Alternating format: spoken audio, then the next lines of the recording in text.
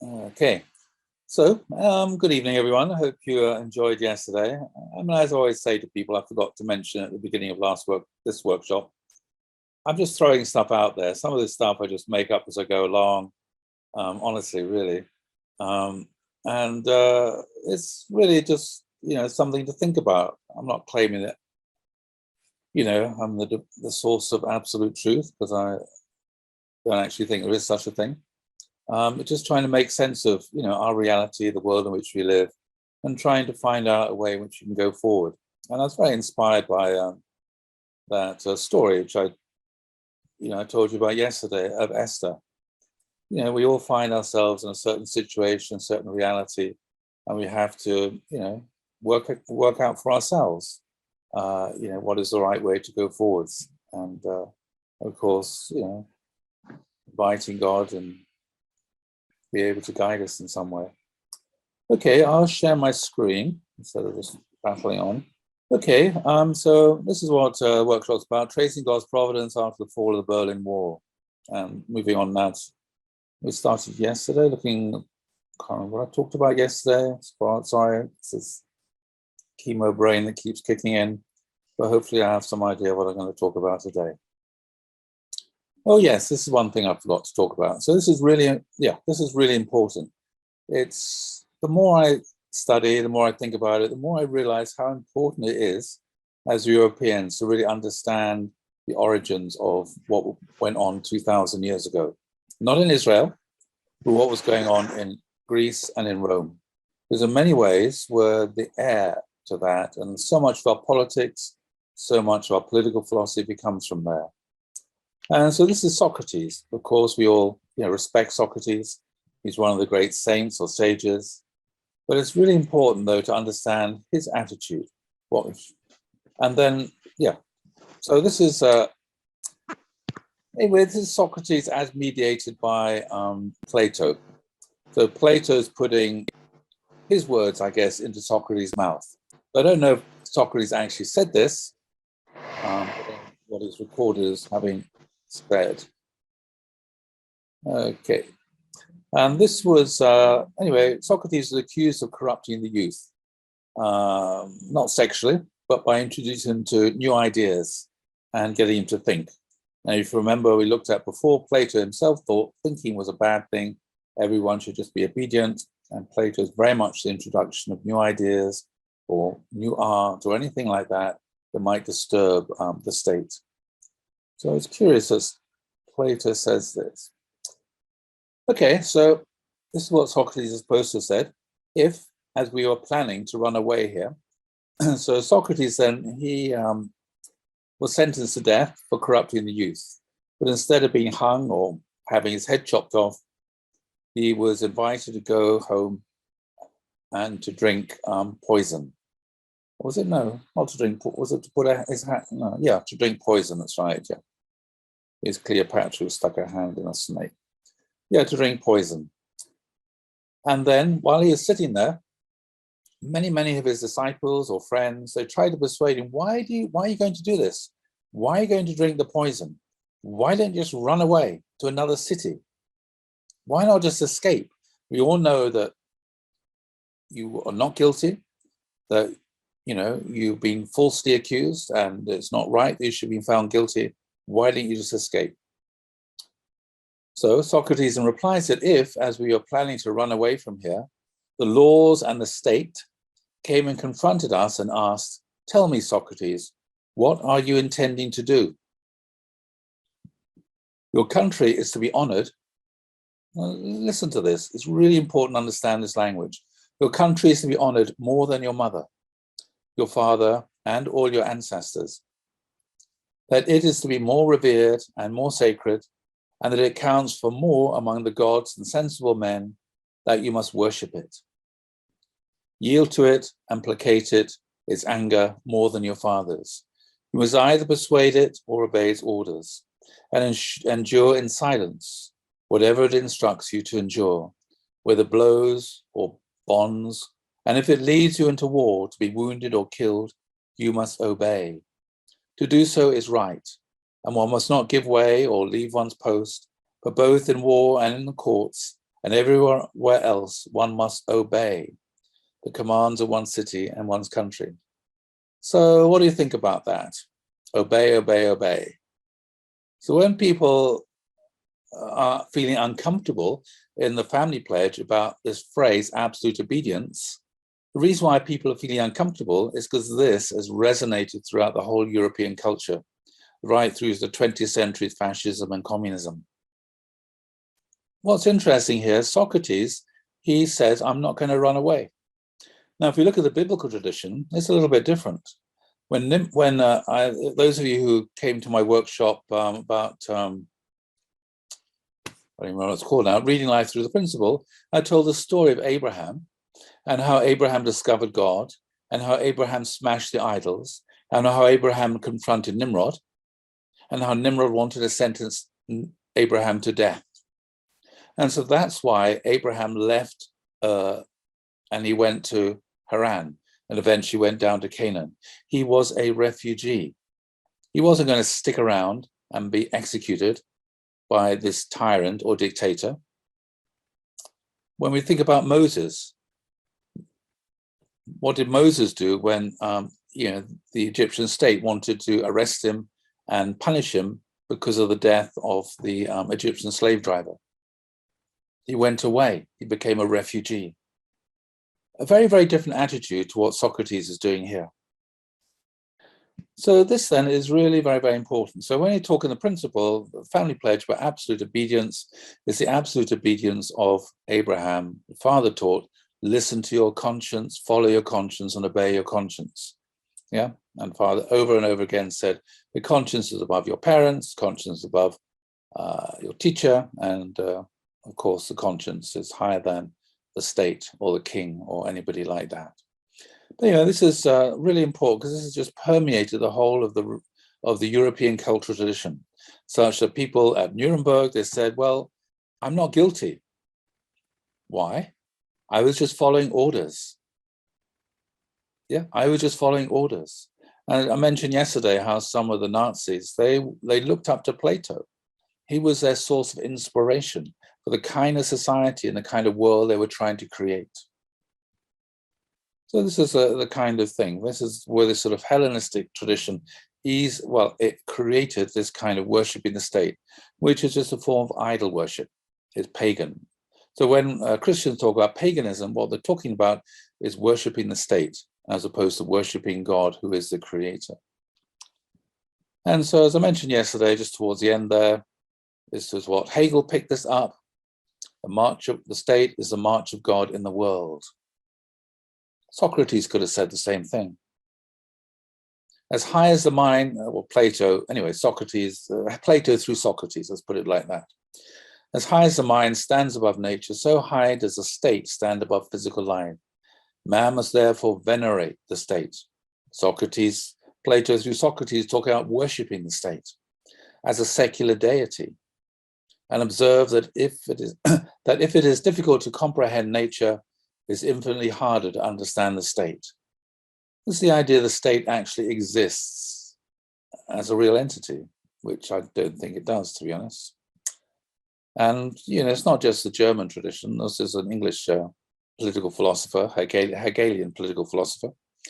He said, and explained it very clearly, to be honest, much more clearly than Hegel, really. The state is above all things, not a number of persons, but a working conception of life. The force of the state proceeds essentially from its character being our own mind extended, so to speak, beyond our immediate consciousness. The state is the flywheel of our life. So in that sense, it's from our consciousness. It's like an idol, something we worship. So instead of God being the flywheel of my life, instead of it being God around and the worship of God, which I orientate my life, my family, and my community, the European tradition has been this. It's the state, which is a source of identity. Once you worship the state, obey the state, and venerate the state is like God. So I'll come back to this a bit more later. Okay, so what's headwing? So if you think about this a little bit, because often people talk about, well, what is headwing? Well, left wing and right wing. Well, what does that really mean? So again, our own spiritual community, in my view, we don't think about these things too seriously. If we go back to the principle, dual characteristics, masculinity and femininity, and then yesterday I have mentioned that within the Taoist tradition, this would be regarded as being order and chaos. And that's really very interesting in terms of political philosophy. So here, order, following Pythagoras, order is on the masculine side, and Taoism and chaos is on the feminine side. So when we think about this in terms of political philosophy, this side here can easily go into authoritarianism and totalitarianism. We saw that in the 20th century. This side here can very easily go into anarchy and lawlessness, this chaos. And we can see that in failed states, of which there are quite a few around in the world. This one here, then, from totalitarianism, you get collectivism. Here you can get extreme individualism, from chaos, anarchy, extreme individualism. The principle then tries to harmonize these two and talks about the purpose of the whole and the purpose of the individual. And both of these purposes need to be realized. And the purpose of the individual can only be realized through the purpose of the whole being realized. The purpose of the whole can be realized only if it allows the purpose of the individual to be realized. So it's really important then there should be this synthesis, harmony between these two different purposes. And of course, when you end up with totalitarianism or authoritarianism, it leads to the suppression and the impossibility of realizing the purpose of the individual, because the collective is quite happy to sacrifice the individual for its own purposes, even to death. And if you just overemphasize the purpose of the individual, of course, the purpose of the whole falls to pieces. Nothing can ever get done within a group or business or whatever else it is.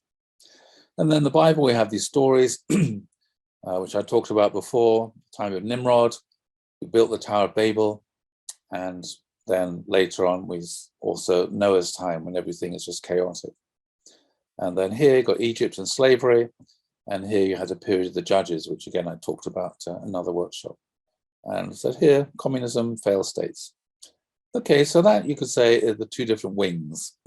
So how to synthesize these? Well,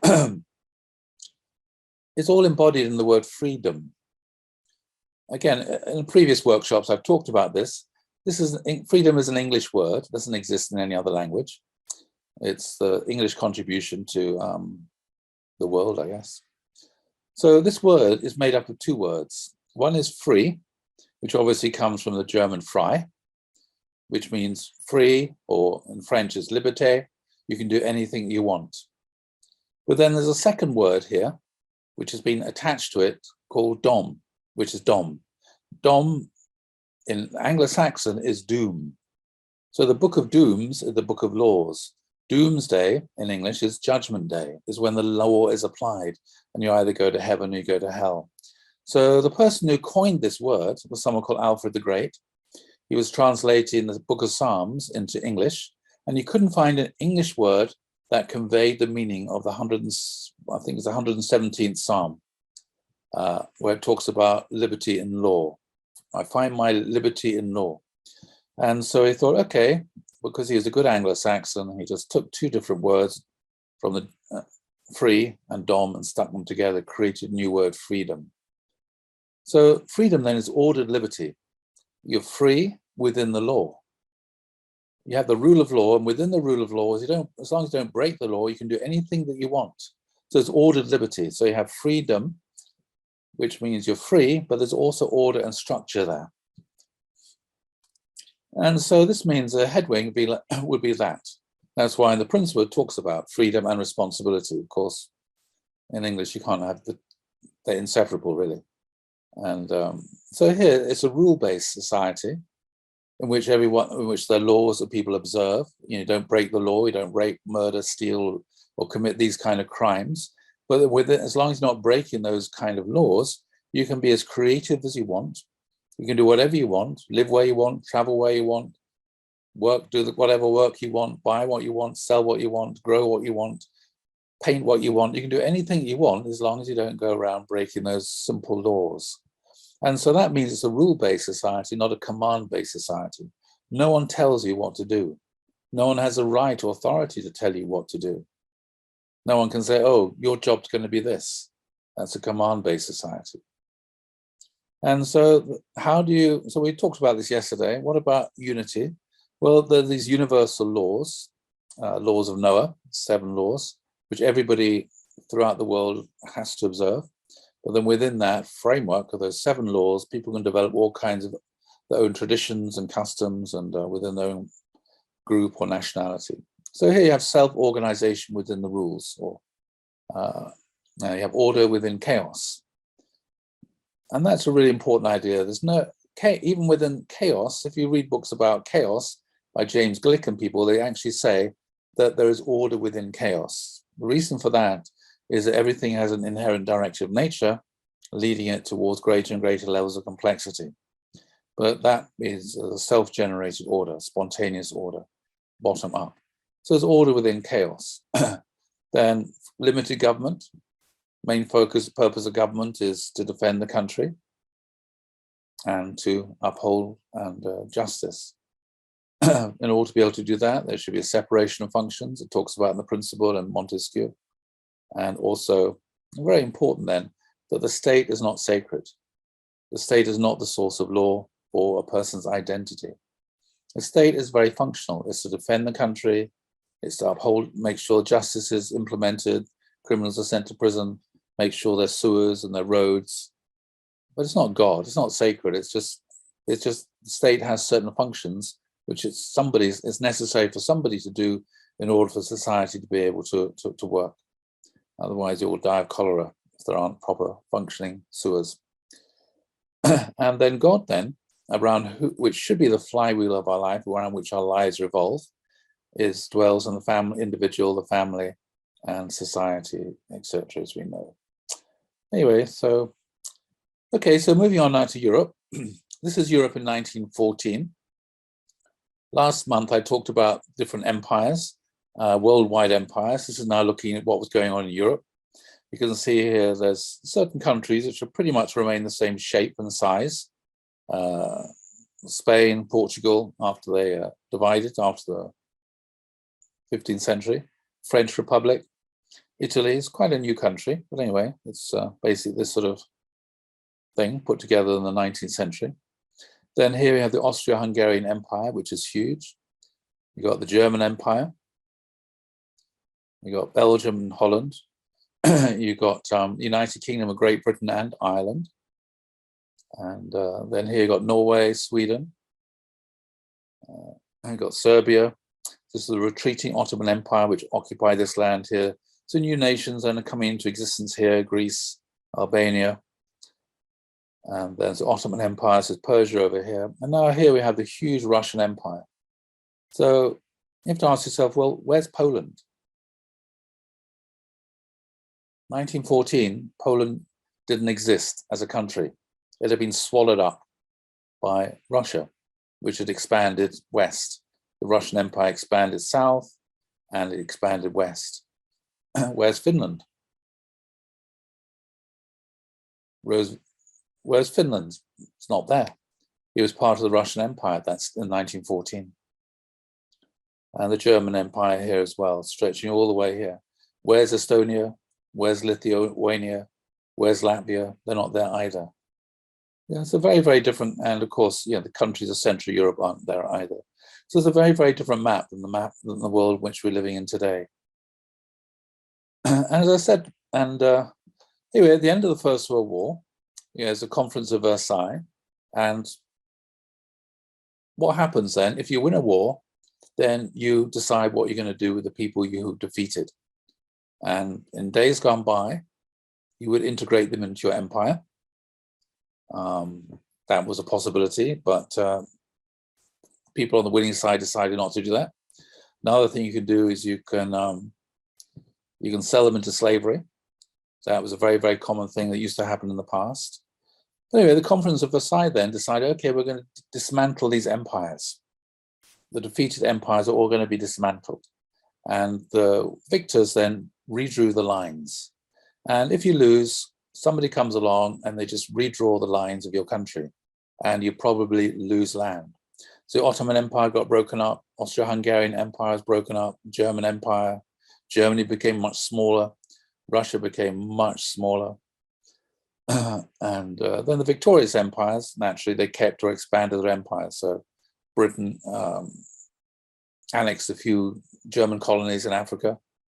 France kept its empire. Japan kept Korea. Just happened to be on the winning side. I don't know why. And of course, there are many problems in the way these empires are dismantled, which haunt us today. The Ottoman Empire got all the problems in the Middle East. There's Kurdistan, didn't become a country and should have become a country. Problems in Iraq, Turkey, Israel, Palestine, Jordan, Syria, Lebanon. All these are legacies of the way the Ottoman Empire is broken up, in part, not entirely. The Austro-Hungarian Empire, they've got the problems in the Balkans, which bedeviled the 20th century. East Europe, a lot of ethnic cleansing going on there. And then, of course, the Russian Empire and all the republics there. So the Russian Empire is also broken up. So this is how Europe then looked after the First World War. Oh, where did Poland suddenly come from? So Poland then was reconstituted. Russia lost the First World War. It was badly defeated and doing really badly. And then you had the Russian Revolution, the Russian Revolution and the coup d'etat by the Bolsheviks, and the Bolsheviks sued for peace. And as a result, of course, they lost a lot of land. And Poland came into existence, and Poland seemed to be controlling Latvia at that stage. Estonia appeared for a while, Lithuania. You've got East Prussia here, or Königsberg. Germany's still looking quite large.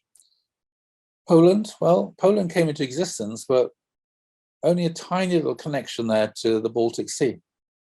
Again, that changes dramatically after the Second World War. Then Czechoslovakia comes into existence, Hungary, Austria, two countries, Romania gets bigger. Yugoslavia is cobbled together from a lot of those different Baltic states, and it hangs together until it all falls apart, basically after the death of Tito, more or less. It starts to disintegrate into what it is now, Bulgaria, Albania, which is one of the oldest of the European nations and people. And and of course in Ireland, and the creation of the Irish Free State after the First World War, and then you got the problems still going on there in Northern Ireland, trying to resolve these things. And of course, then when Russia lost, it also lost Finland, and Finland then came into existence. And there's Turkey down there, legacy of the Ottoman Empire. And this is the breakup of the Ottoman Empire here, which I think I mentioned before last month.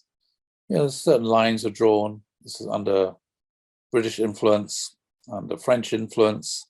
Again, Palestine, the British mandate there, British influence there. And Turkey, anyway, the Allies wanted to divide Turkey up amongst themselves, but the Turks didn't want that very much, and they fought for their own independence, and they established Republic of Turkey. And again, I talked about that last time. This is the Austro-Hungarian Empire. It used to be huge. So many different nationalities, so many different language groups. I mean, the Austro-Hungarian Empire is one of the phenomenon of European history. The fact they're able to keep a balance and keep the whole show on the road, all these different nationalities and different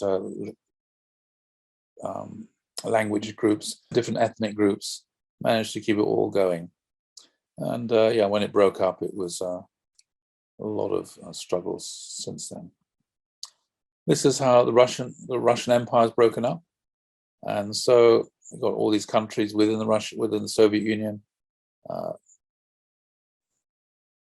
That's a bit later on. This is later on, actually, when they become after the Second World War. Anyway, Ukraine comes into existence at this point. We'll talk about that later. So this is after the Second World War then. Again, you can see the Baltic states have disappeared. They become part of the Soviet Union. Poland has grown hugely. It's now got a very large large border with a large coastline in the Baltic Sea. And Germany then has been broken up into two, west and east.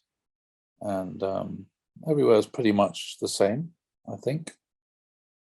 And so when we looked at that, then I talked about God's providence. My view is that this is the biblical view of God's providence anyway, is that there should be, every nation should be self-governing and independent and sovereign and be God-centered. So either a king that is humble and loves and worships God, or a president that is humble and loves and worships God, or prime minister, or generally the whole government should be God-centered.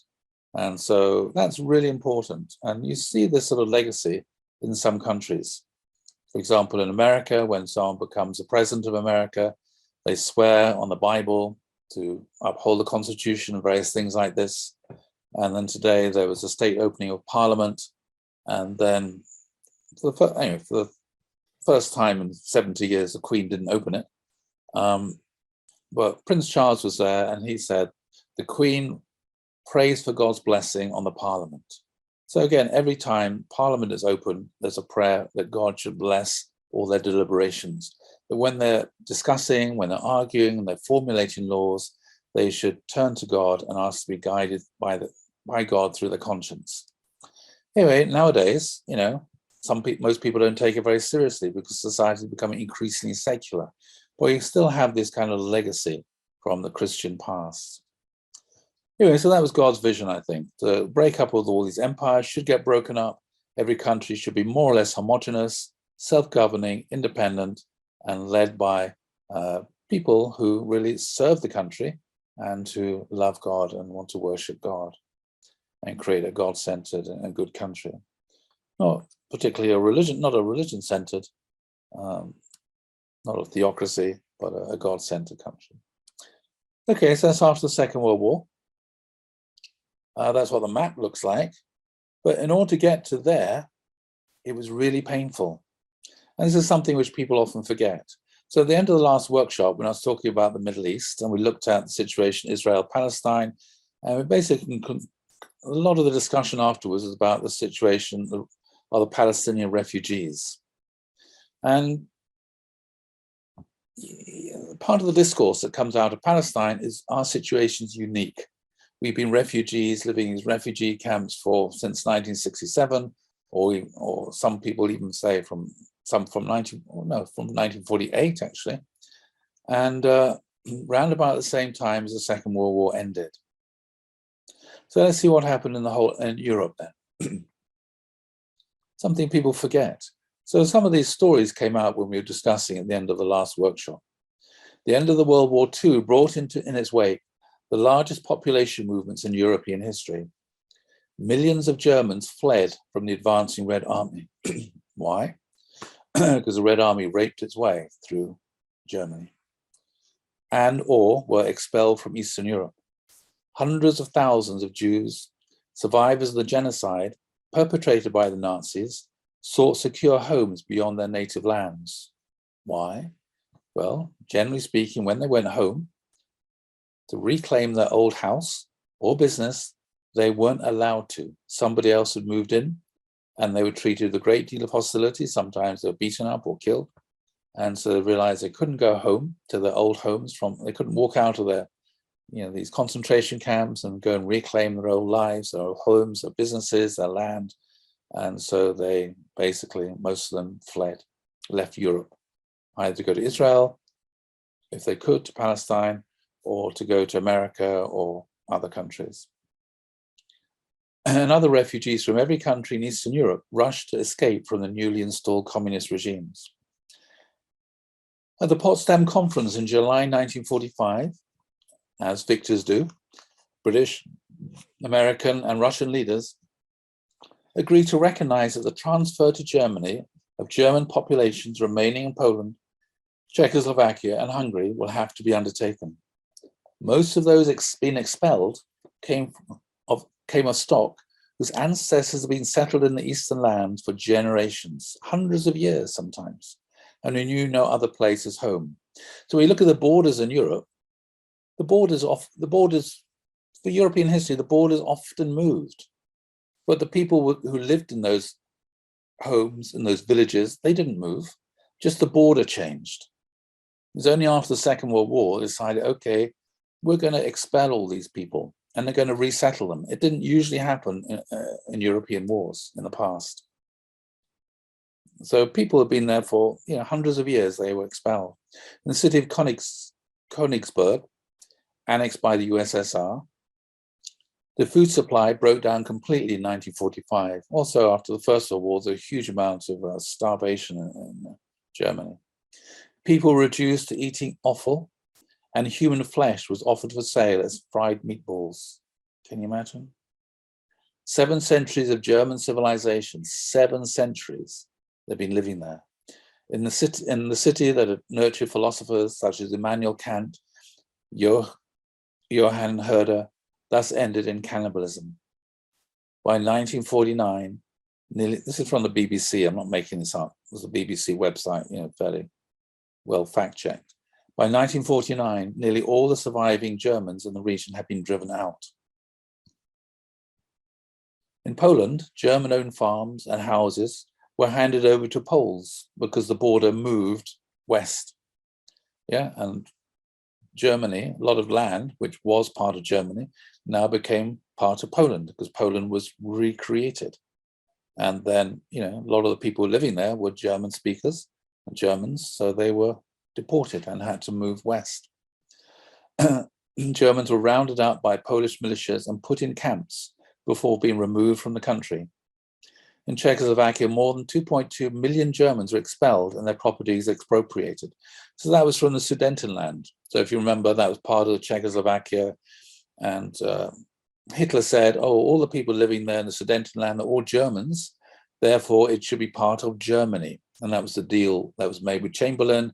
And so Chamberlain sold the Czechs down the river. And so having just moved into Sudetenland, Hitler thought, well, I might as well just take over the entire country. Anyway, so naturally, Czechs didn't want that kind of excuse to ever be available again. So they said, we're never going to allow this to happen again. The only way to make sure it never happens again is all those Germans being deported, sent back to Germany, even though they'd lived there for hundreds of years, just because the border changed after the First World War. According to official West German accounts, at least 610,000 Germans were killed during these expulsions. I mean, this is a lot of people. 610,000 were killed just in the course of expelling people from all these different countries, making them into refugees. The total number of Germans who were expelled or deported voluntarily from Eastern Europe after the end of the war mounted to 11.5 million by 1950. These are huge numbers. When I read this, I had no idea. I had no idea this is what went on after the Second World War. It's like almost being well, obviously Britain wasn't involved, but the impression I get, it's been erased from the European memory. Very interesting. Nearly 2 million Poles were compulsorily transferred from eastern areas of Poland that had been annexed by the USSR. So the Polish border moved west into Germany, and it also moved east so that Belarusia could expand. And so a lot of Poles who live in the east, they were put on trains and they were taken to settle down in the west where the Germans had lived before. This is all compulsory. They're not voluntary refugees. Oh, let's go and move to the other end of the country. This was all done compulsorily at, you can imagine, with a gun if you don't cooperate. They took the place of Germans expelled from the formerly German regions of Pomerania and Silesia, now transferred to Poland. That's where a lot of coal mines are, I think. 500,000 Ukrainians, Belarusians, and others were deported from Poland to the Soviet Union. Hundreds of thousands of Ukrainians, Estonians, Latvians, Lithuanians, Croats, and others, fearful of reprisals for wartime collaboration with the Nazis, fled westward from all over Eastern Europe, most of them hoping to get to North America. By 1959, 900,000 European refugees had been absorbed by West European countries. And a lot of people came to Britain, I remember. Well, I remember meeting there as a child. In addition, 461,000 being accepted by the USA, and further 523,000 by other countries. But many hardcore refugees still remained in camps in 1959. At that point, the United Nations launched an ambitious effort to resolve the refugee problem once and for all.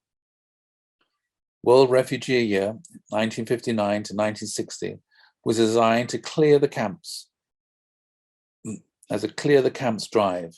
If it achieves some significant results, at any rate in Europe, by the end of 1960, for the first time since World War II, all the refugee camps of Europe were closed. Yeah. It took 15 years to close all the camps.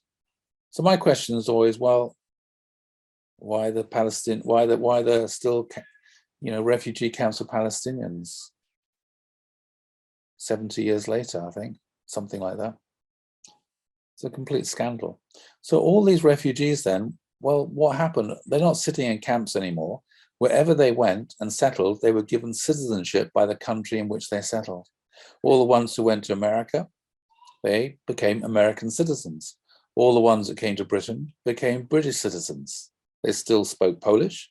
They still had Polish names, and they had set up their own little Polish community centers.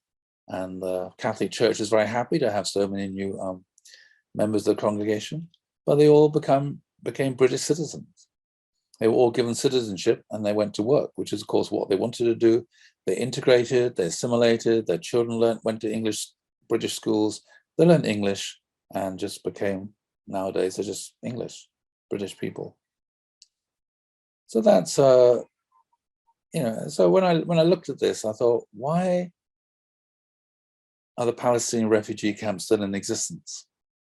Why did the Arab countries refuse to accept the United Nations offer of $200 million, money in those days would be billions now, to resettle all the refugees in different countries?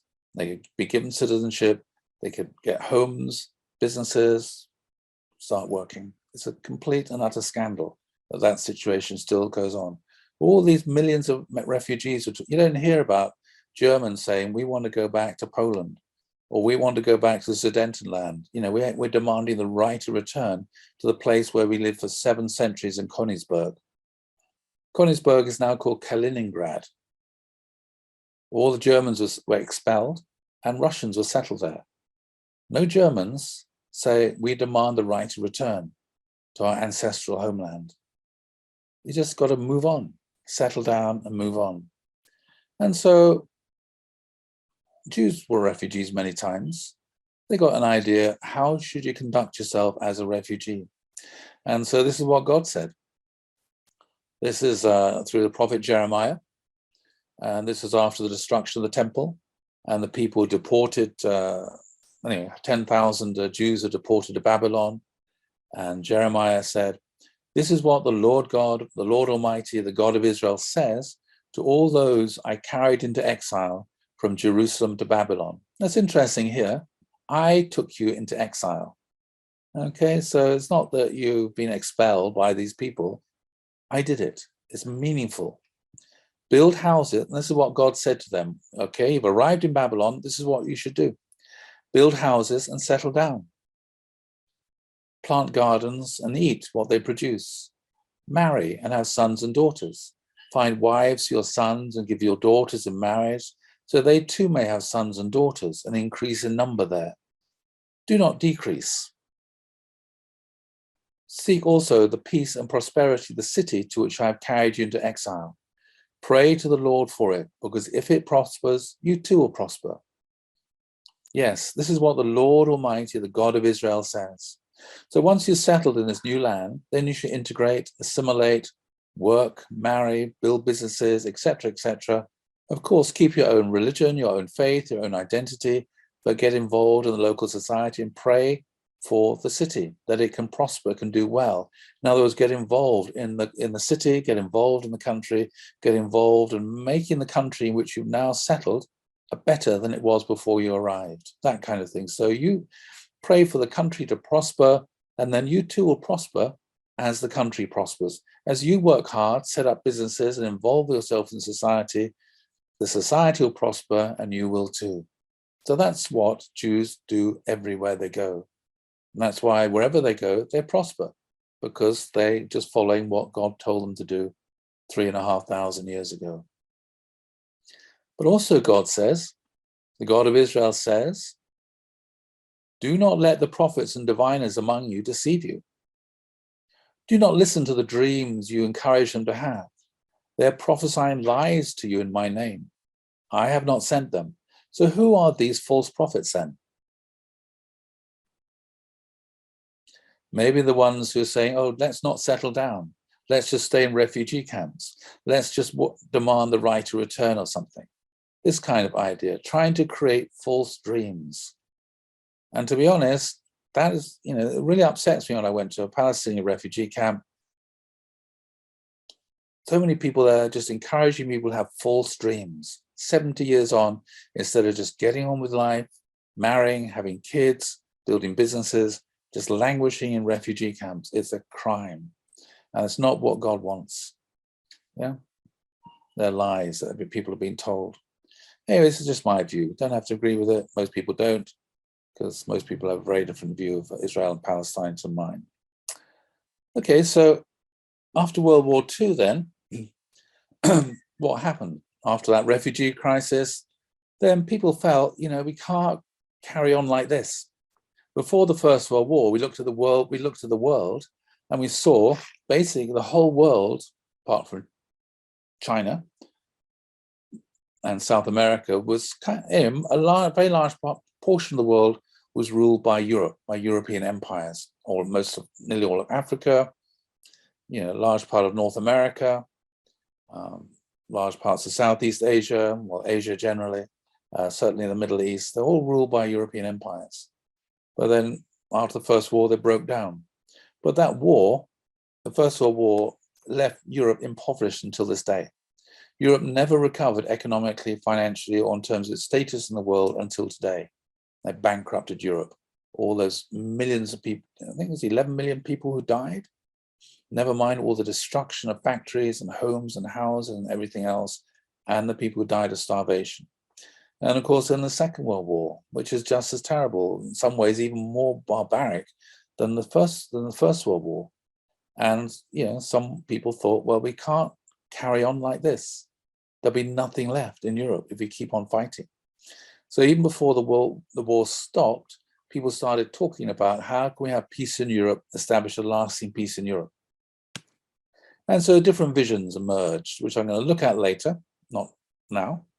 And one is called the Council of Europe, which emerged quite early, sponsored by Winston Churchill. He talked about the United States of Europe. This is his vision. The Council of Europe, the Treaty of London Treaty in 1949. It was a council intergovernmental. In other words, representatives of all the different governments would meet together in this council to talk about things. It's predominantly cultural, educational, and one of the main things that came out of it is the European Declaration of Human Rights and the European Court of Human Rights. There's another vision also emerged, later developed. Again, I'll talk about this much later, much more detail, into the European Union, the Treaty of Rome. That's really significant. This one here, the founding was in Rome. This one here, the founding is in London. Two very different visions for Europe, two very different political streams. The principally call one the Judeo-Christian able-type democratic stream, Britain, America, and the Kane-type democratic stream. That was, of course, what went on the continent of Europe.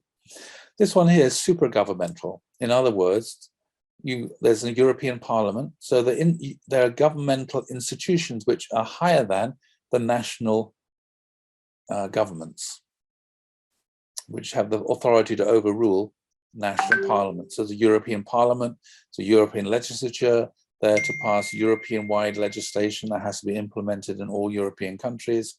The European Court, which has authority to overrule any national legislation and impose European law, and the European Commission, which is like the European executive. So it's a supranational government level. And also the vision also moving towards the European Defence Forces. So I'll talk about these later in more detail. What I want to do is to go back and look at the background of where a lot of this is coming from.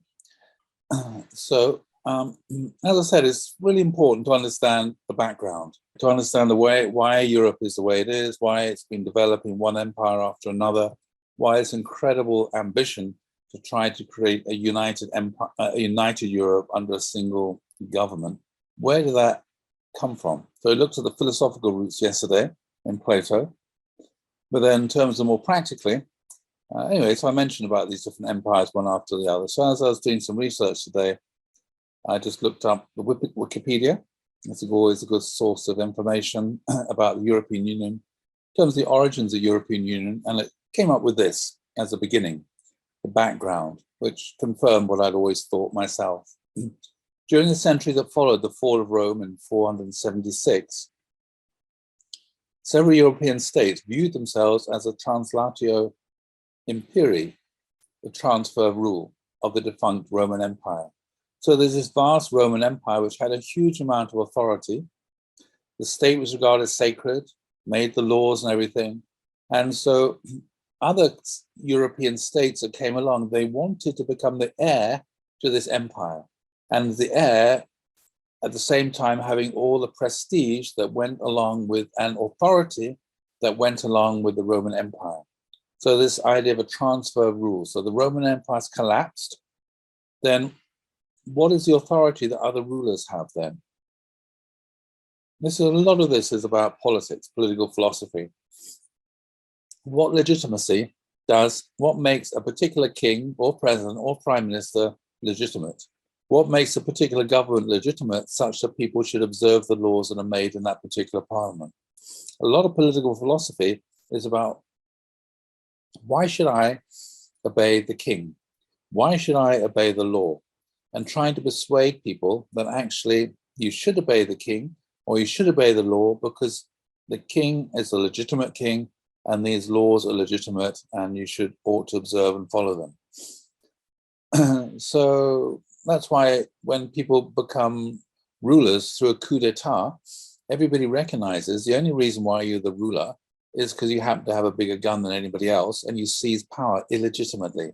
Nobody elected you, nobody appointed you, you didn't inherit the position from anybody, etc., etc. You don't have legitimate authority. Why should I obey you? Why should I do what you ask me to do? Why should I think that the laws that you're making have any legitimacy or authority over me? That's the main question of political philosophy. And so it's very practical. So with the collapse of the Roman Empire then, people wanted to have the prestige of claiming to be the heirs to the Roman Empire. And therefore, with the Roman Empire, everybody obeyed the Roman Empire. There's a Pax Romana. Everybody acknowledged the authority of the Roman Emperor and of the Roman state, which we'll look at later. So then after that, we had the Frankish Empire, which of course was Charlemagne. And of course, for Charlemagne, he himself wasn't the legitimate ruler, because before him there were the Merovingian kings, who were the legitimate rulers of France. But they sort of fell into kind of, they weren't a particularly healthy dynasty.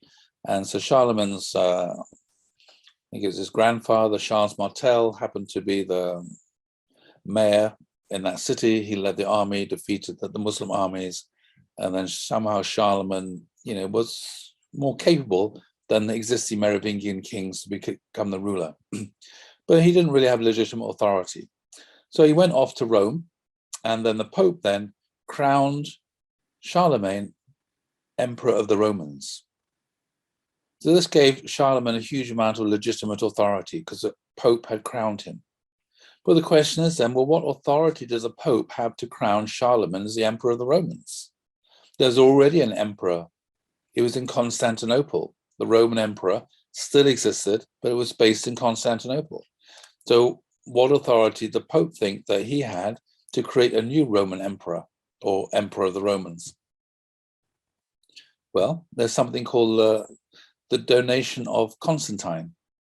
So here there was this piece of paper that was produced where Constantine, who was a Christian emperor, he established Constantinople as a new Rome. But then when he moved there, this piece of paper said that he left behind all his authority over the Western Roman Empire with the Pope. Anyway, it's called the Donation of Constantine. Sometime during the Middle Ages, it was discovered or proved that this piece of paper was a forgery. Yeah, so it was so that Pope then had a pretended authority to crown Charlemagne to be the Emperor of the Romans. So the Pope then claimed that authority based upon what Constantine is alleged to have given to one of his predecessors. That's just the way it works. Transfer of rule. So the Frankish Empire, that's Charlemagne. And then, of course, that moves on to the Holy Roman Empire. Again, notice the word there, Roman. Yeah, trying to present itself as the heir with the same authority as the Roman Empire. And this one, it's not only just Roman, it's also holy as well, because the Pope has somehow blessed it, gives it extra legitimacy, extra authority. You better make sure you obey it. And they were thereby attempts to resurrect Rome in the West. This political philosophy of a supranational rule, remember the European Union is a supranational state, this political philosophy of supranational rule over the continent, similar to the example of the ancient Roman Empire, resulted in the early Middle Ages in the concept of a renovatio imperii, a restoration of the empire, either in the forms of the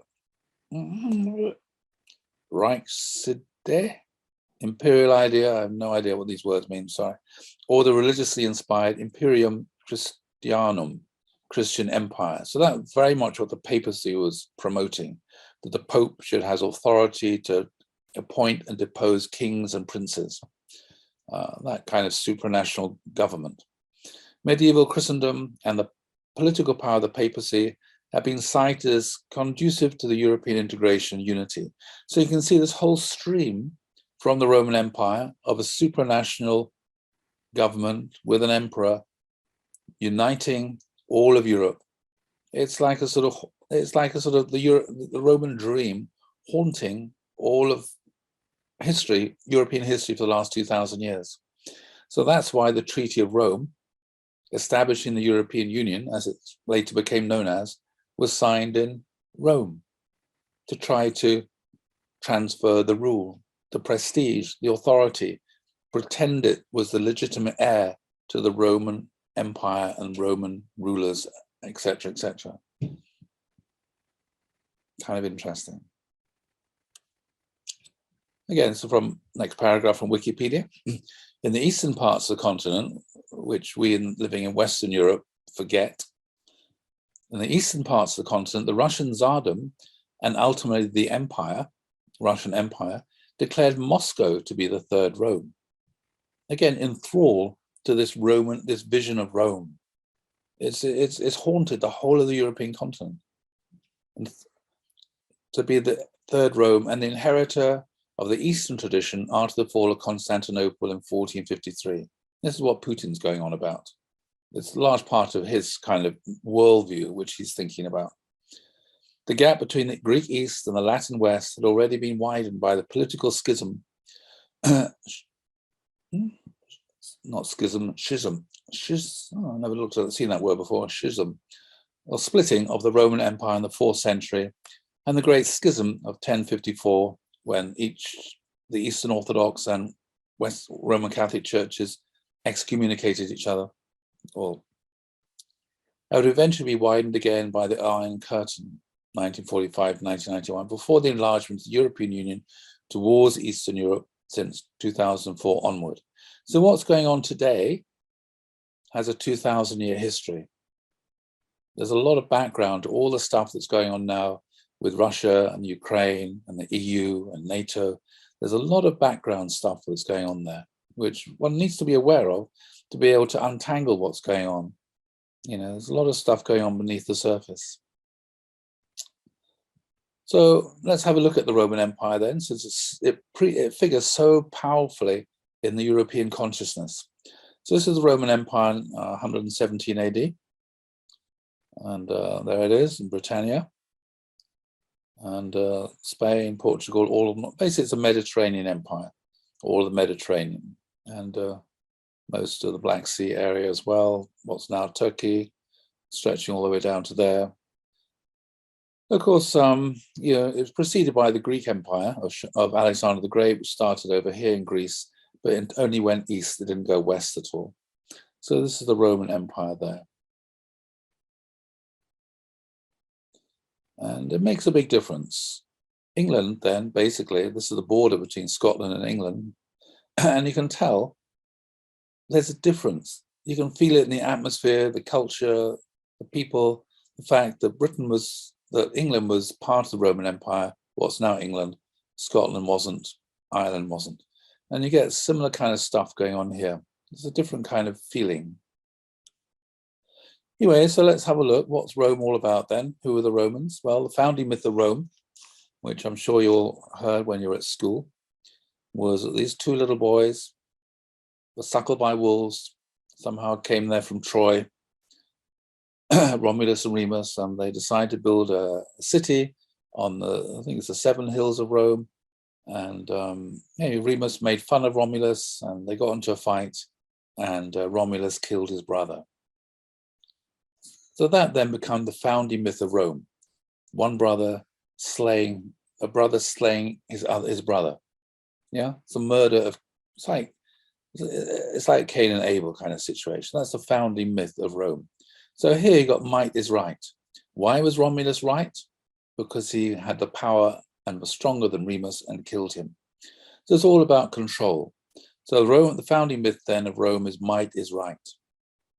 And that's why it created incredibly militaristic rule. And very militaristic. It expanded from Rome throughout the Italian peninsula and then to create that empire, all through its legions, the Roman legions. And in this, they glorified war. Yeah. They didn't glorify peace, which is a Jewish vision from Isaiah, and the biblical vision is about peace. For the Romans, it's a glorification of war. For entertainment, they go to the Colosseum and they'd watch the gladiators fighting to death, not boxing matches where people might get knocked unconscious, but actually people killing each other, and they would cheer if their champion had chopped the arm off his opponent and they won some money, at the bet. Wild beasts in the Colosseum eating people, Christians, of course, burning Christians at the stake. So that was the kind of culture, an incredibly coarse, incredibly brutal, incredibly harsh one, all about power and might and strength. Not about ethics, but about that. And so why did they expand and seize territory? So to extract wealth. It's the most exploitative empire in Europe. They conquered Egypt. Why? Because Egypt was a breadbasket. And then you just send food back to Rome to keep the mob and the populace in Rome happy. So conquered, that was the main motivation. Incredibly greedy, high levels of taxation and exploitation of the empire. It was also pagan. I mentioned that yesterday. So there's what's called the Theocratic State. So the state then was like God.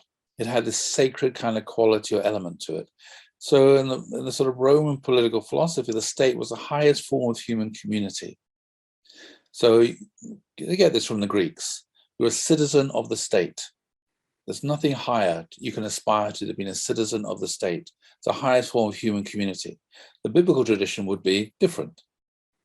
The people of Israel, the people of God who made a covenant with God at Mount Sinai, who formed the core of their identity, came from their relationship with God, not from the state. So then the Israelites, and then within Christianity, you've got the church, is a different kind of human community. It's a human community created by God and through Jesus and the Holy Spirit, which Christians would say is a higher than the state. But for the Romans, this is the way it was. The state then is God. There's no higher value or power. Religion and the gods exist to serve the state. That's why Constantine adopted Christianity, for the very practical, utilitarian reason that he wanted to have a religion to unify the Roman state, because the Roman gods are pagan. They're just little idols that were worshipped with the household gods. He wanted to have a much higher, more advanced kind of religion that everybody in the Roman state, in the Roman Empire, could believe and could unify the Roman Empire. And that's why he adopted Christianity, for entirely practical, utilitarian reasons. And that's why when he found out that Christians spent a lot of their time just arguing with each other like cats and dogs about whether Jesus is God or a human being, and all these arguments about who is Jesus and the Trinity. And, Christians would be fighting in the streets about this and beating each other up when they came out of church. And so Constantine wasn't happy about this. So he called the Council of Nicaea, and he presided over the Council of Nicaea. He was the emperor. He described himself as a bishop for external affairs. And he told all the bishops, you basically knocked their heads together and said, you have to come up with a creed that everybody accepts and believes in. And anybody who doesn't accept this creed about who Jesus is and the Trinity, they are a heretic and they have to leave the empire, because I want to have peace in the empire, not people arguing with each other. So right from the very beginning then, from Constantine, religion, inheriting the pagan Roman view, religion, the gods exist to serve the state. The state then is a source of law and identity. The state then is to be worshipped and served. We saw that from Plato and Socrates. That whole tradition was absorbed by the Romans, worshipping the state. The state is sacred. The state is a source of my identity. Nothing higher than laying down my life for the state.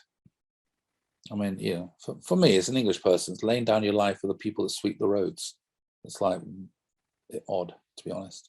Anyway, and then you got this vision of Rome, the eternal city. Yeah, it's like not Jerusalem, it's Rome, the eternal city, based upon might, based upon exploitation. This is the vision that has haunted Europe for 2,000 years, till today. So you might wonder, well, we talked about these two different competing visions of Council of Europe and what later became the European Union. So you might wonder, where do these two different competing visions come from? So this is, my lectures aren't particularly systematic. I'm not an academic. More than about 1991, about 30 years ago, I wrote an essay about Europe and about Britain. And I analyzed Britain and Europe, compared Britain to the rest of Europe. And on that basis, I predicted that in the future, Britain would leave the European Union. For me, it's something I wrote and predicted 30 years ago, Britain would leave the European Union. Because to me, it was just obvious. If one understood Britain and one understood Europe, the two are incompatible. Can't be in the same political thing. Anyway, so I can't really find the language to describe this, because I looked at lots of different things. So in terms of religion, I would say the religion of people on the continent of Europe, particularly from the Latin Roman tradition, and the religion of the people of Celtic, Germanic people, basically people living in Britain, because the English are Germanic, they sort of migrated there. They got shunted over by the hordes coming in from the east. Anyway, so if you look at Augustine, most important founding father of European Christianity, he came from North Africa, part of the Roman Empire. And he initiated the total Christian society as a compulsory society in which he prepared to use a coercion to impose uniformity of belief and practice. He mobilized and justified the use of the totalitarian state apparatus of late imperial Rome to persecute the heretic Donatists. So they're living in Carthage, which is where Constantine came from. There's this group of people that he regarded as being heretics. They were called Donatists. I can't remember why they were called that. Anyway, so after that persecution finished, then he wanted to force them to go back into the church. But he was just a Christian.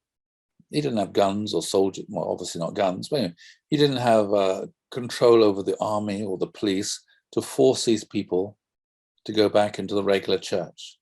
So he mobilized the power of and justified the power using the Roman state to force these heretics to persecute these heretics. So in that sense, he's a great person, but at the same time, he's the author of Christian totalitarianism, using the state to persecute heretics. That comes directly from Augustine. And all the theology to justify that comes from Augustine. Anyway, his view of human nature was like this. All, he said, are born completely corrupt, one mass of sin, all are deserving of damnation. It's not the biblical view. It's because Augustine wasn't born a Christian. He didn't grow up in a Christian church. He was, what do you call them? Manichaean. Oh, well, that's exactly the same type of thing. He's a Manichae. Manichaees were dualists, believed in a good God, an evil God, and all kinds of stuff. Anyway, so he brought a lot of this Manichae, pagan, dualist theology into the Christian church. Anyway, so that's why I believe that human beings are like this.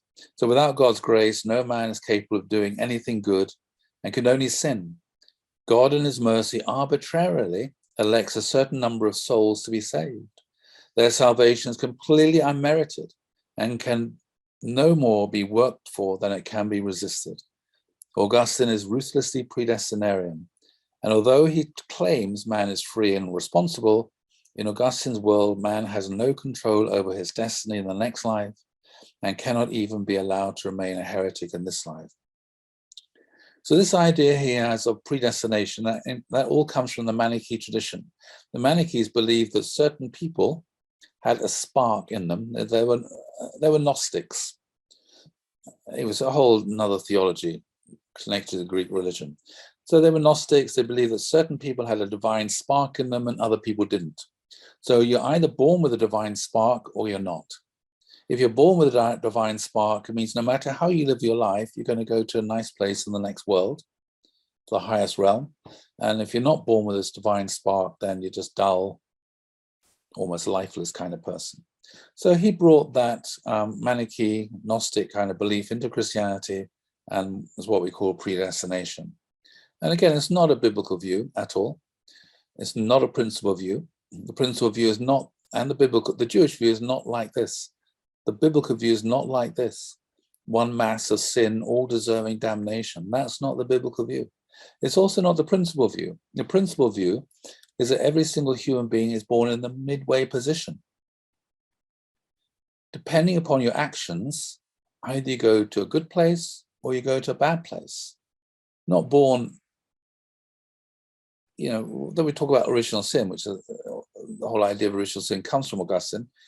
But our understanding is we're not born deserving damnation, or not born completely corrupt. We're not born incapable of doing anything good and can only sin. The principal view is we're born in the midway position. We have free will. We can choose to follow our original mind and our conscience and go into God's realm and God's sovereignty, or we can make bad conditions and we can go into under a different kind of sovereignty, Satan's sovereignty. But we have free will. For Augustine, so Augustine's view of original sin, Augustine's view of human nature is very, very unprincipled. And it's not biblical at all. It's Gnostic. And it permeated the European Christian tradition right up until today. Luther was a follower of Augustine, Calvin, etc., etc. Anyway, that was Augustine. I'm not a great fan, as you can imagine. Although his autobiography was fascinating to read because he's so honest there. Anyway, there's another person called Pelagius. Now, Pelagius, he was from Britain. He was a contemporary of Augustine. He was from the Celtic Church in Britain. So Christianity didn't come to Britain from Rome. It came from a different origin. I'm not going to go into that. So from the Celtic Church in Britain, Pelagius came from the Celtic Church in Britain, and he traveled to the decadent Rome as a missionary to exhort the Christians there to live more moral lives in accordance with the Beatitudes. He was uninterested in the then undeveloped notion of original sin. So he wasn't interested in that. The whole idea of original sin hadn't been developed yet by Augustine. Instead, he held that everyone was free to choose virtue by their God-given nature and could take the first steps towards salvation by their own effort, apart from God's grace. In other words, every human being has a capacity to set and establish conditions and then enter into the realm of God's grace. It's a much more principled view than Augustine. The way to salvation was open to all, and not just a select few of few. Again, that's a principal position. Everybody has a capacity and potential to be saved and to go to heaven. That's the biblical view.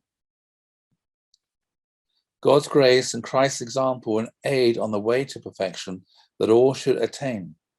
The Beatitudes would be lived and not just admired.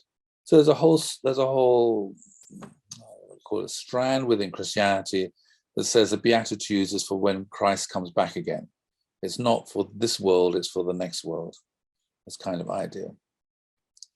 Everyone's free to choose between good and evil, but Pelagius, Christianity is fundamentally a moral force for changing and improving society, which is very much the biblical view from the Old Testament. How one lived is more important than what one believed, which of course is very different to what Augustine said. Augustine said, what counts is what you believe. You have to sign up and subscribe to the Nicene Creed. Well, I'm not sure if it had been written by that stage. Anyway, it's all about correct belief. Whereas for Pelagius, following the biblical tradition, it's more important how you should live your life. Living a moral life is more important. Anyway, so this is what he's preaching in Rome. When Augustine heard that, Augustine was really upset and really outraged. And then Augustine wrote all these books about original sin and about all this sort of stuff, which he hadn't written about before. And so all this stuff that Augustine wrote about original sin is all in reaction to Pelagius being so welcomed and well received in Rome, and I guess became more popular than Augustine. Maybe Augustine got jealous, I don't know. So that then is one really important difference. So that's a difference, okay, 1,500 years ago. But you can see this, and so Pelagius is often called the English heretic by the Roman Church, because his whole view then, this view then permeates the whole of English Christianity to John Wesley, Queen Elizabeth, and lots of other places. It sort of permeates the English view of life, of religion. Okay, so differences in law. Okay, so from Roman Empire, the Roman law, obviously. And so this originally started off as custom tradition, but then it became codified by the Emperor Justinian, who was based in Constantinople. And then the question is then, okay, what is the authority for law? What is the authority for something having been the law? And so Justin said, what the emperor has determined has the force of law. So he said, well, because I'm the emperor, what I say is law. I have the authority because I'm the emperor to make laws.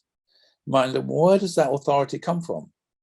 Well, this comes from the Roman view that the emperor is God. The emperors are all regarded as being God. If you're God, you can make the law. You can create the law. You can tell people this is what the law is. You can impose a law upon people. Mount Sinai, God reveals the law. If you're the emperor, you're God, you can have the authority to reveal the law.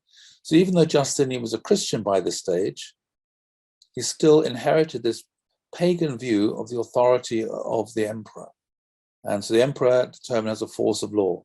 And so he created laws to regulate every aspect of his subjects' lives. And so that's why the late Roman Empire is regarded and described as being totalitarian, because there were laws regulating every aspect of people's lives. And this is a top-down imposed order. The law then was there to impose order upon society. It brings us back to Pelagius. Order is imposed upon chaos. So if something's not allowed by law, it is illegal and unofficial. So, okay, I want to do this, but does the law say I'm allowed to do it? No. Oh, in that case, I'm not allowed to do it because the law doesn't say that I can do this. The first time I ever came across this was many years ago. I was having a conversation with somebody in church headquarters. She was a sister from Germany, and got into discussion, and it just happened to be about these sort of things. And I said, well, in England, if you want to form a chess club, you just go and form a chess club, and that's it. And she was saying, well, in Germany, we want these things to be official. And for me, it's like, what? How can you possibly want something to be official? Oh, yes, then it has legitimacy. So we register it. And to me, it's like, what?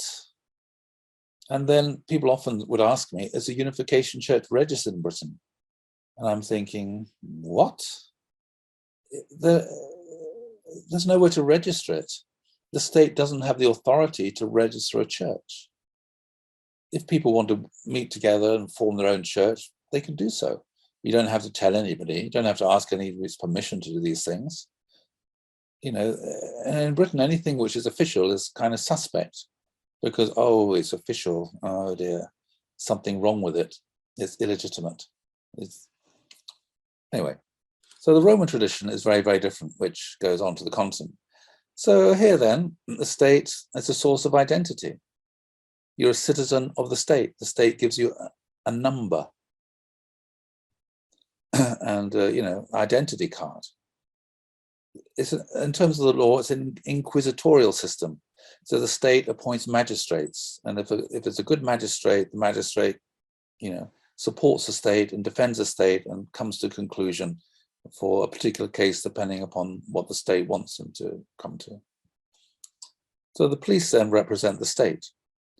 And then this Justinian's law code was then discovered in medieval Europe, and the kings thought, that's great. We want to have a bit of that. We want the same authority using Justinian's law code as Justinian had, as the emperor. We want to have the authority to make laws. And that's where you get the doctrine of the divine right of kings comes from. The king is above the law because the king makes the law. It's very popular, particularly in France. And then from there, you get the Napoleonic Code, which is again based upon Justinian's law code. And then you get civil law, which is in the whole of Europe to today. And European law is based upon that. So European law, well, I'm talking here about the law of the European Union, is a direct descendant of Roman law with all the baggage that goes along with it. It's very abstract, it's very rational, it's very logical. Okay, the laws in the Germanic tribes, it was very, very different. The source of authority for the law in Germanic tribes is before, in the olden days of the Germanic tribes, but it continued into Britain. The Anglo-Saxons came over. So the source of authority is ancient, unwritten, universal custom. In other words, how do you know what the law is? Well, you watch how people behave. People behave in a certain way. They all behave in a certain way. And we call these customs or traditions. And because everybody behaves in a certain way, this creates certain kind of expectations. You expect people in your society to follow certain customs, traditions. This sets up certain kind of expectations and certain kind of duties that you expect people to behave in a certain way. And so from these customs and traditions, you can extrapolate laws. Oh, it's a law that everybody stands in a queue. Well, it's a custom. So just as Newton, dropped apples, he said, oh, all these apples fall to the ground. So a law then is a description of the way things are. So there's a certain way of life of the people. They observe certain customs and traditions.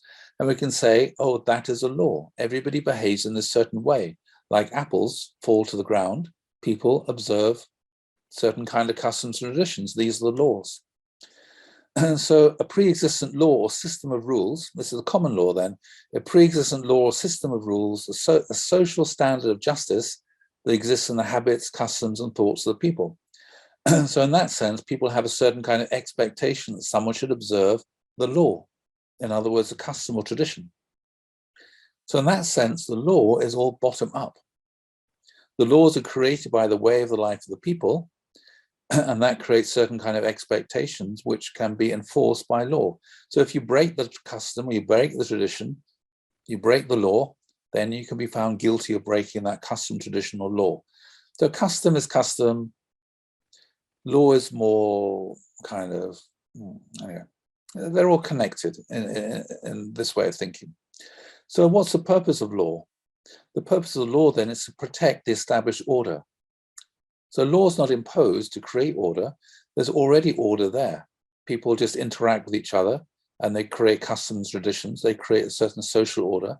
So the law exists to protect the order and to create freedom. The moral freedom we're talking about, like the 10 Commandments. So the legal professions, these are solicitors, lawyers, considered it no part of a judge's duty to make new or change existing law, but only to expound or apply the old laws. So nobody would be creating law. People would be creating law by the way in which they live their lives. So gradually over time, society would change, the custom traditions would change, and then the laws would change. And the judge would say, well, actually, the law has changed. It's not the judge is changing the law.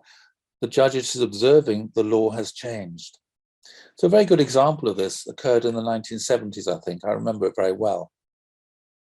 Up until that time, it was impossible for a man to rape his wife. It didn't matter how much physical force he used. He could not rape. He was not guilty of raping his wife because it wasn't a recognized crime. It never had been. Well, because that was the way it was. But as the world changed, then people's expectations changed, people's understanding of the value of human rights, of individual rights changed, people's understanding about sexuality changed. And so one day, there was a man who forced his wife to have sex. And she wanted him prosecuted. He said, I've been raped. She said to the police, I've been raped. The police said, that's not possible. He's your husband. But she took him to court. And in the court said, he hasn't broken the law, but this is a very kind of, values are changing, society is changing, so you can appeal. So went to a higher court and a higher court, and went right up to what would now be called the Supreme Court. And I think there was many judges they sat, not just a 3 or 4 like usual, maybe 7 or 8 judges they sat. And they made a deliberation. They said, society has changed, values have changed, customs and traditions have changed, so expectations have changed as well. And so because of that, we can say the law has changed, and therefore this man is guilty of committing rape, and so he is punished. That's the way it works traditionally under a common law. The law is there to reflect and support the values of society. The law is not there to change society or to change relationships or to change values. It's not there for social engineering. It's there to protect society and to stop the state from interfering in people's lives and trying to change society. So here's bottom up. And so decisions then create precedents. So when those law lords, what we now call the Supreme Court, when they made that decision, that created a precedent, which meant from that time on, any man who forced his wife to have sex could be found guilty of committing rape. So the parliament didn't create this law, its society had changed. So the law had changed. Then in common law, there's what's called a jury trial. So this is which protects people's freedom. So how can you tell if who decides if somebody's broken the law? Well, under this tradition here, it's the magistrate or the judge says, you have broken the law. Who does the judge represent? The state, employed by the state, represents the state.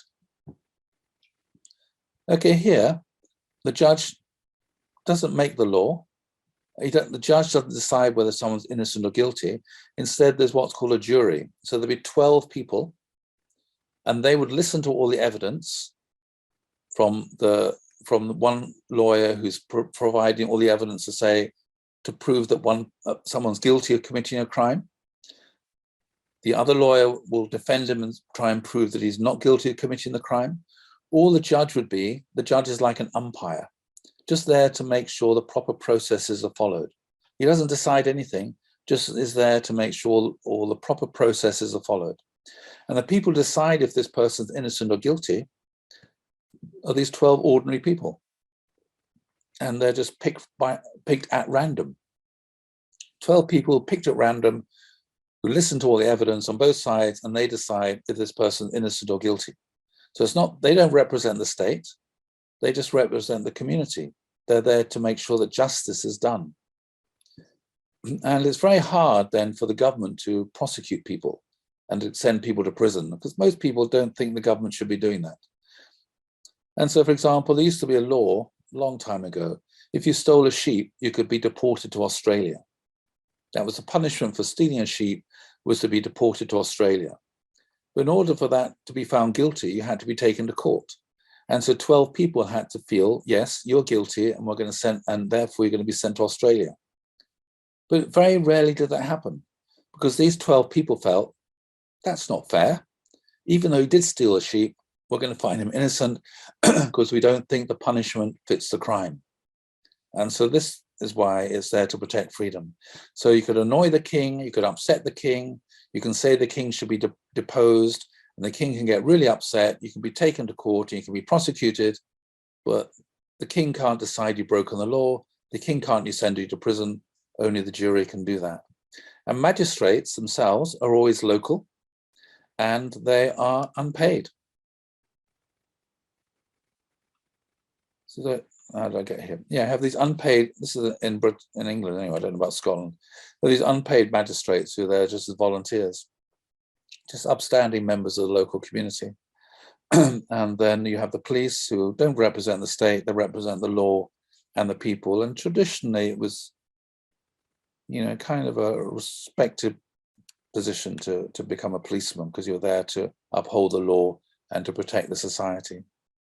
So you have these two very, very different traditions here feeding into European tradition and culture. So that's, as I said, basically one of the major reasons Britain left the EU, because the European law is destroying English law, basically, put it bluntly. And so what happened here?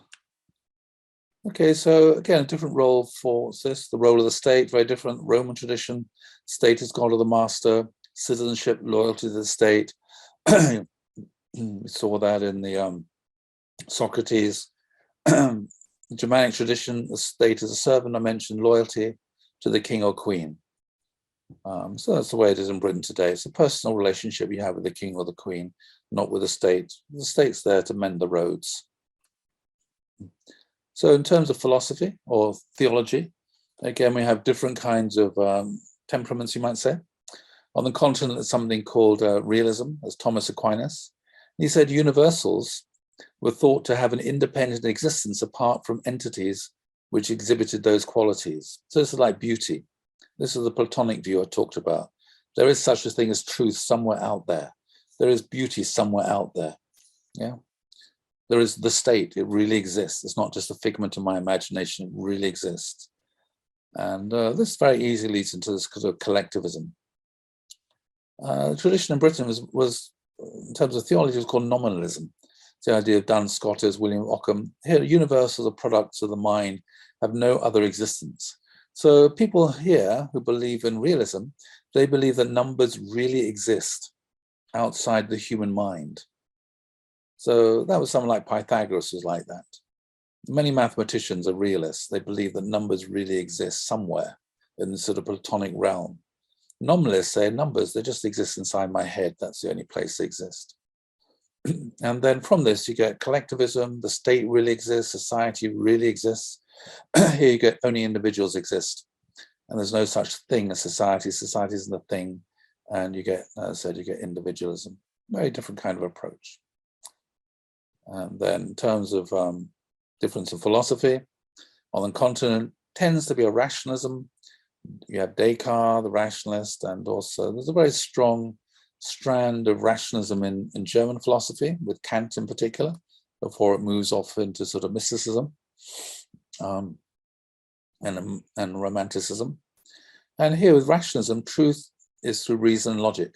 But one thing I forgot to mention about the law, English law is incredibly confusing. It's incredibly illogical. There is no logic in it. Just like the British system of government is, you know, you look at it on television sometimes, you might have seen it. You think, who would ever design or create such a system? There's all kinds of archaic, almost random rules and regulations that people follow. No one designed it. It's really illogical, but it just works. Anyway, so here, truth is reason and logic, leads to constructivist rationalism, the idea that you can create some kind of design and plan a society. So you end up here with a planned, regulated economy. Of course, this feeds very much into fascism and communism. Here in Britain, the tradition is empirical. truth comes from experience. So in Britain, many people don't have any formal qualifications. They just got experience. They know how it works. Does it work? It's more important than is it logical? Yeah, it works. If it's not broke, don't fix it. Don't try and make it logical, because it just works. And so David Hume said this: the rules of morality are not the conclusions of our reason. So here, ethics is very rational and the conclusion of reason. David Hume said the rules of morality are not the conclusion of our reason. They're quite irrational sometimes. So here you have a very skeptical of utopian projects. Very skeptical. That's where Euroscepticism comes from, this whole empirical tradition. And here then you have the free market, because very skeptical about planning and all that regulating. Just let people get on with it and make their own decisions.